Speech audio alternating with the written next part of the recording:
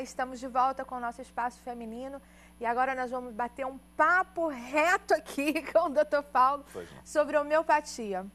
Doutor, vamos começar falando, o senhor explica pra gente o que é a homeopatia em si. A homeopatia é um princípio terapêutico descoberto pelo médico alemão Samuel Hahnemann no final do século XVIII, mais ou menos. Ela não é uma coisa recente, é uma coisa bem... Já tem 215 anos, mais ou menos. É uma jovem moça. Uma jovem. Em termos terapêuticos, é uma balzaquiana. E Hahnemann, como médico, ele se deslocou da Alemanha por um período muito grande dele na França e ele não tinha uma grande afinidade terapêutica de trabalho. E ele começou a fazer grandes traduções de grandes livros médicos.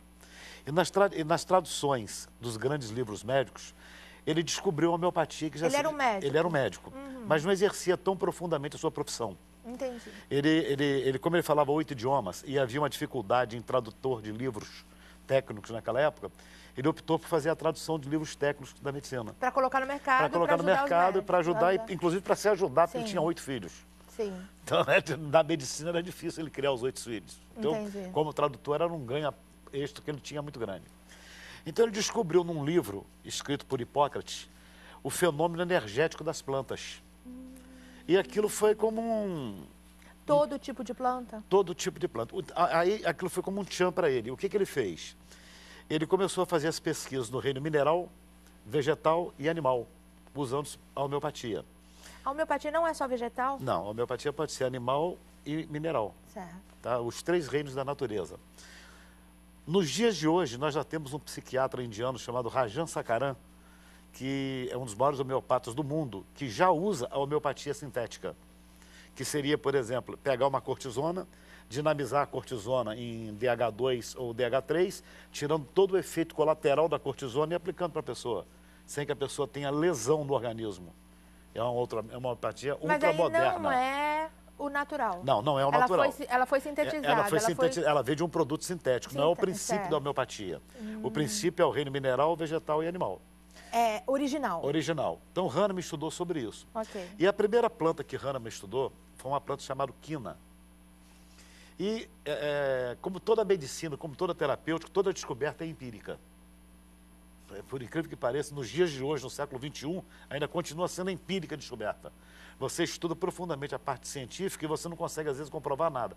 Por um tchan de alguma coisa, você descobre aquilo. Às vezes passa anos e anos, tempos e tempos, até conseguir. Uma coisa simples, você consegue ver aquilo.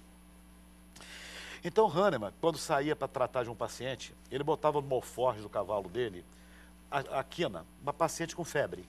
E ele levava a quina para dar a esse paciente. A quina no formato original dela? No formato original de uma tintura. Pegava a planta, botava em 70% de álcool, completava com 30% de água e tinha uma planta. Ele tinha uma tintura de planta. Ah, ele fazia essa quimicazinha. A tintura. Então, o que ele via? Quando ele dava a quina ao vizinho dele, para febre, o vizinho demorava uma semana para ficar bom. Quando ele andava 4, 5, 6 quilômetros com o alforje do cavalo, com aquela quina, aquele vizinho, aquele paciente dele de 10 quilômetros se curava mais rápido. No mesmo remédio. E ele começou a estudar por que aquilo acontecia. Então, o que ele fez? Ele pegou uma manta de couro, botou na mesa, e todo remédio que ele passou a fazer, ele passou a fazer o que nós chamamos de sucção, ou vascolejo, que era ficar batendo o remédio. E ele começou a bater um número de vezes. E ele batia 100 vezes, tirava 10 ml, botava em outro vidro, batia mais 100 vezes, e começou-se, então, o processo de dinamização hahnemanniano. Ou seja, a homeopatia foi uma descoberta quase que por acaso. No alforje de um cavalo com um remédio ali dentro. Devido à necessidade, então, devido à necessidade de deslocamento dele, ele viu que o outro tinha uma resposta muito mais rápida. Esse é o princípio homeopático.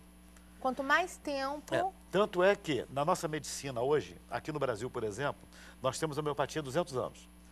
Então, dado ao crescente volume de consumo no mundo inteiro das terapias integrativas, que o ser humano não está suportando mais o produto alopático. Integrativas e alternativas ou não? Hoje a OMS não chama mais alternativa, chama integrativa. Mas foi um nome usado. É o nome usado, na origem seria alternativa, depois complementar, e hoje ela é chamada integrativa. Esse é a OMS que reconhece hoje com o termo integrativa. Na verdade, doutor, até uma pergunta que eu acho que muitos querem saber. Para desenvolver a homeopatia, precisa ser médico, formado em medicina? Não, o Conselho Brasileiro de Ocupação reconhece o profissional não médico. A Universidade Federal de Viçosa forma terapeutas não médicos. A Universidade de São Camilo forma nutricionistas e enfermeiras na categoria de homeopatas. Porque se não tiver um mercado de trabalho na sua profissão de enfermeira ou de nutricionista, podem abrir um consultório com homeopatas não médicos. Mas a maioria deles me parece que, engraçado isso, né? Já são médicos que fizeram a medicina normal e depois optaram por desenvolver homeopatia ou não? Não. Eles, isso aí foi uma contingência de alguns. A homeopatia tem, por esse tempo que ela está no Brasil, ela viveu durante muito tempo à margem da lei. Ela viveu durante muito tempo no sentido de quem fazia homeopatia no Brasil eram pessoas espíritas. Então, marginalizada, né? Era marginalizada. Com o crescimento no mundo dessas terapias integrativas, o Conselho Federal de Medicina, há 30 anos atrás, diz é uma especialidade médica. Só que é uma especialidade sem ser uma exclusividade. A única escola de medicina do Brasil que é obrigatório na grade escolar de medicina estudar homeopatia é a Unirio do Rio de Janeiro. Olha só. E a diretora é a doutora Débora Alves, que é muito minha amiga, é a diretora do GRAF. Não tem nada a ver com a medicina alopática. E também não tem nada a ver com espiritual, são plantas. Até me lembro uma vez num consultório, que eu atendendo uma pessoa, que chegou para mim e falou assim, doutor, o senhor não me vai dar aquele remédio espírita não, né? Ai, Jesus. eu rio muito, porque por coincidência eu tinha no consultório do meu uso a musvômica, que é um grande policresto da homeopatia, e eu mostrei para ela e falei, você está vendo esse vidrinho aqui? Estou vendo, o que tem aqui dentro? Tem líquido. Então, esse líquido aqui é um líquido alcoólico. Quer experimentar? Eu botei na palma da mão dela para ver. É alcoólico. Isso, você está vendo? Está sentindo? Então, você acha que isso é espírito? Nada a ver. Então, não é nada disso. O senhor tem razão, mas ele é ele é um tratamento natural e energético. Tanto é que as dinamizações, para mostrar como a homeopatia funciona no campo energético, se você imaginar a questão do universo, Mercúrio é um planeta que tem muito calor. Mas o planeta que tem mais energia é aquele último planeta, que eu não sei se é Saturno, no universo solar, aquele último planeta que gravita em torno do Sol é o que tem mais energia. O Mercúrio tem mais calor, mas o que tem mais energia é aquele. Então, por exemplo, quando eu faço uma homeopatia que eu dou lá em CH200, CH300, CH1000, eu estou pegando aquele planeta em tipo de energia. Ou seja, eu não estou tratando de um único sintoma, eu estou tratando de centenas de sintomas. Vocês classificaram todos os materiais, sejam plantas, animais ou vegetais, ou minerais, né? E vocês estudaram durante o processo no qual vocês estavam estudando sobre homeopatia. Isso. E foi classificado o poder energético de cada um. De cada planta. De cada planta, por exemplo, a homeopatia ela foi reconhecida... Não é o poder medicinal da planta, ou é? Não, é o poder energético da planta. Porque a gente conhece que plantas têm poder medicinal. A planta, quanto o seu uso medicinal, é a fitoterapia. Ah, olha aí a diferença. É muita diferença. Olha a diferença. A fitoterapia, se você não tiver cuidado, do remédio para a dose, pode haver uma intoxicação. Na homeopatia, quando você não tem uma homeopatia, você não é um experiente homeopata, você pode fazer exoneração. Ou seja, você está tratando de uma doença e uma exoneração ser tão profunda que você quer parar com o tratamento porque você não consegue controlar aquela exoneração. Então tem que estar sendo feito por profissionais aptos e conhecedores daquele processo. Isso no caso da homeopatia. Da homeopatia mesmo. A fitoterapia não tem essa alternativa, que se ela te fizer uma intoxicação, ela pode te levar ao óbito. A diferença do remédio para o veneno é a dose. O fitoterápico é assim. Meu Deus, isso é uma frase que a gente escuta, né? E ela não é brincadeira, ela é uma frase real. Não é brincadeira, ela é sério. A diferença do veneno entre o remédio é a dose. Na fitoterapia, nós temos uma planta que é a aloe vera, que é chamada imperatriz das plantas. Sim. Nós temos dentro da aloe vera o acemanã, que é um dos colágenos mais importantes para o ser humano, para retardar o envelhecimento. Só que a casca do aloe vera tem um produto muito tóxico chamado aloína. A aloína existe ali para proteger a planta. Então, se você desconhece o uso dessa planta e usa ela sem orientação, você vai se intoxicar de aloína e pode levar a um óbito pelo sistema digestório, por úlceras, tudo isso que a aloína vai causar. Já aconteceu isso? Já aconteceu isso. No caso de profissionais sem experiência. São pessoas que compram sem a mínima orientação. Então é importante que a planta... E os remédios homeopáticos, eles também precisam de prescrição médica? Ou eles são vendidos livremente? Não, existem dois casos da homeopatia.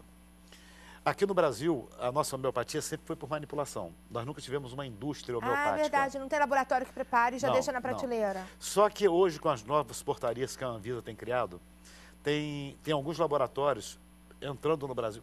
Um legado de Hahnemann foi o seguinte: a homeopatia não é permitido fazer patente. É um legado que eu dou para o povo, para que o povo se cure, para que o povo se trate. Certo. Porque os produtos químicos vão aniquilar a raça humana. Foram frases de 200 e poucos anos atrás disso. Já temos visto, né? Estamos vendo isso hoje, tanto na alimentação, quanto nos medicamentos, nos corantes, que foi a maior descoberta da indústria química. Então, estamos vendo isso hoje. Quando você faz um princípio homeopático, você começa a tentar tirar esse efeito colateral que a planta, que o mineral, que o animal te dá. Por exemplo, se você tem uma bronquite asmática, um dos remédios indicado de base é chamada Blata orientalis ou Blata occidentalis. Mas o que é a Blata orientalis ou o que é a Blata occidentalis? É barata. Ou é a barata asiática ou a barata americana. Como assim? É o remédio feito da barata. É o reino animal. Aquela barata foi lá, gente, foi dinamizada. Não vamos ficar chocados. A mesma coisa que o veneno, o antídoto para uma picada de cobra. É o próprio veneno então, da cobra. Essa colocação é muito interessante, porque o mundo sempre teve muitas epidemias. Sim. H1N1 e vem por aí afora, tal, essas gripes. E sempre foram tratados por meio das vacinas.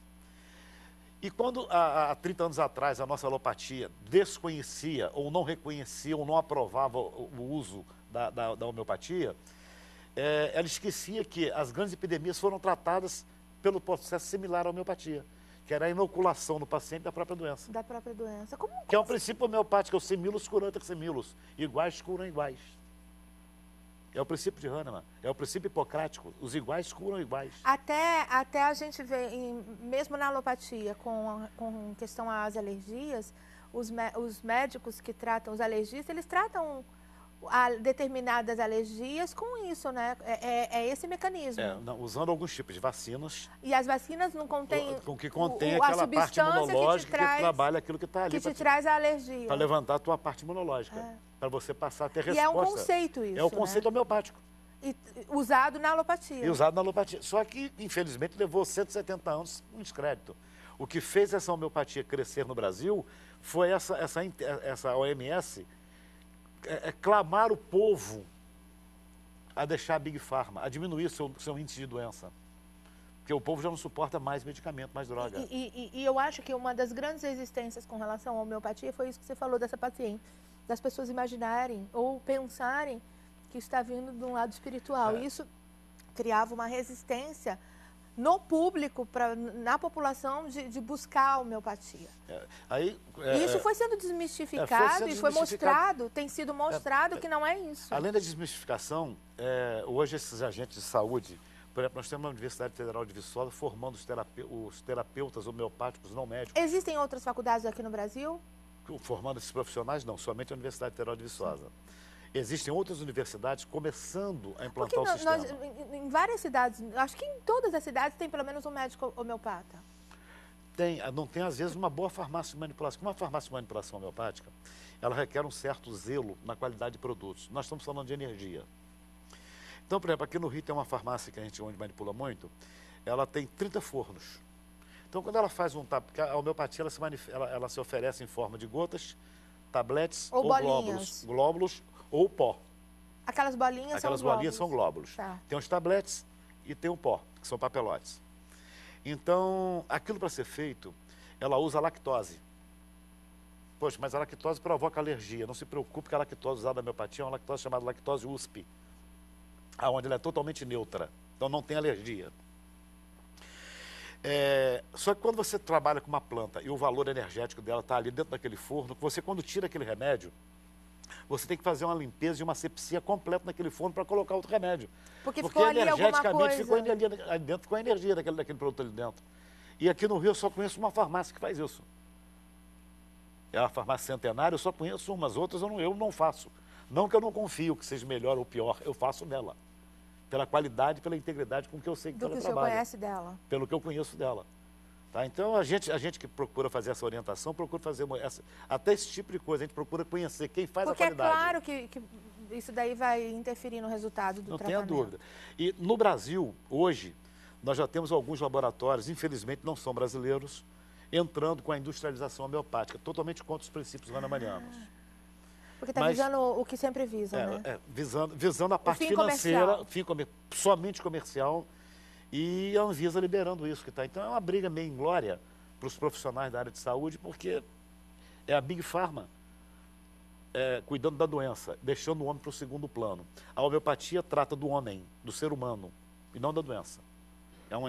É completamente inverso o valor. Inversão do valor. Aqui no Rio de Janeiro, quando foi criada a escola de cirurgiões em Botafogo, aquilo ali era o hospital homeopático que Dom Pedro II criou para fazer a faculdade de medicina. Não, era para ser a faculdade homeopática do Rio de Janeiro que Dom Pedro II criou. Entendi. A alopatia foi tomando conta e desbancou a homeopatia e tirou dali. Entendi. Há 30 anos só que ela está voltando à evidência no Brasil. Então, ela é reconhecida sem ser conhecida. Porque quando a gente fala isso, é porque um mesmo remédio homeopático, ele atua no leque de sintomas que é impressionante. Agora, doutor, o tratamento homeopático, ele requer tempo, né? Não, ele é rápido. Ele é rápido? É rápido. Se o paciente... aliás, então, isso é um dos fatores que faz com que a pessoa não procure. Você vai fazer um tratamento longo para poder curar determinada... Não, isso é por engano, por engano. É porque culturalmente, nós habituamos a jogar para o profissional e para o remédio a responsabilidade do tratamento. Ele não quer fazer nada. Agora, o paciente. No momento que ele abre mão de determinados tipos de alimento, por exemplo, a homeopatia não pode com umidade. Então, se você está sob um tratamento homeopata e não consome leite, você ajuda o organismo, porque o leite gera muita umidade nas mucosas. Faringe, rinite, faringite, problemas intestinais, o leite gera muito... O tratamento homeopático que fala, então ele vem com uma orientação alimentar também. Não adianta você só ingerir aquela medicação... Aquele remédio. Aquele remédio. Remédio e medicamento é uma diferença muito grande. São diferentes. O medicamento, ele tem um princípio ativo isolado da planta. Quando ele oferece um princípio ativo isolado, você pega uma curcuma. A curcuma você tem a ranitidina. Ela pode fazer crescimento da próstata, a hiperplasia prostática. Mas ela tem a cimetidina, que pode fazer crescimento das glândulas mamárias. Quando eu dou a curcuma na integral, a planta, eu estou dando natureza e o homem. Eu não tenho efeito lateral. Na homeopatia, quando eu dinamizo a curcuma, aí eu corto todo o efeito colateral dela. Aí eu não tenho mais nada nela, a não ser energia para equilibrar o sistema que eu quero. E por que o senhor fala que é rápido e a gente pensa que não é? Não, porque se não mudar o hábito nutricional para ajudar o remédio que você está usando... O efeito. A própria alopatia também. É porque os nossos alopatas, que não são nutrólogos, dão um medicamento onde cada vez a doença está ficando mais forte. E o indivíduo cada vez mais fraco. É só observar o número de doenças... Depois do efeito rebote. É só observar as dosagens dos medicamentos que esses pacientes estão usando, que estão cada vez mais altas. É sinal que o organismo está cada vez respondendo menos. Meu Deus, vai todo mundo uma inversão de valores. Escravo, né? O organismo escravo numa dependência química. Acaba ficando escravo do medicamento. Então, o homeopata não quer isso.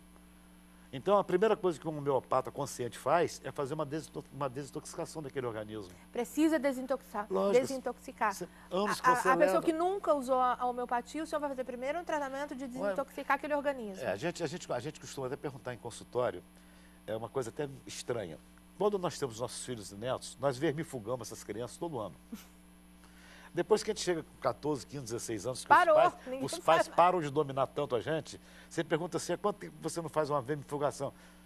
Olha, eu estou com 60 anos, eu acho que tem uns 50 anos que eu não faço vermifugação. Quer dizer, então, será que a flora intestinal sua, que é responsável por 80% da tua parte imunológica, deixou de atuar? A gente só faz em criança. Mas então, será que ela deixou de atuar? Aonde você entrou na geração McDonald's, Coca-Cola, hambúrguer, batata frita, porque ele piorou e você se prejudica na sua flora intestinal. Quer dizer, então, o homeopata consciente, ele primeiro vai desintoxicar o ser humano. Então, na desintoxicação que ele faz, ele promove uma qualidade maior de saúde. De saúde. Ou seja, ele não vê a doença como foco, e o homem é o foco. Quando a gente inverte isso, essa doença vira uma entidade, onde o paciente não diz que está, eu estou diabético, ele diz assim, eu tenho diabetes. Ora, então fique com ela, porque eu não quero. Sim. É dele, porque ele virou uma entidade. Então, ele não diz que ele está com um ponto de equilíbrio ou de desequilíbrio do corpo. Ele passa a admitir que a entidade é dele. E isso Hipócrates já falava, cuidado, que o teu alimento seja o seu remédio.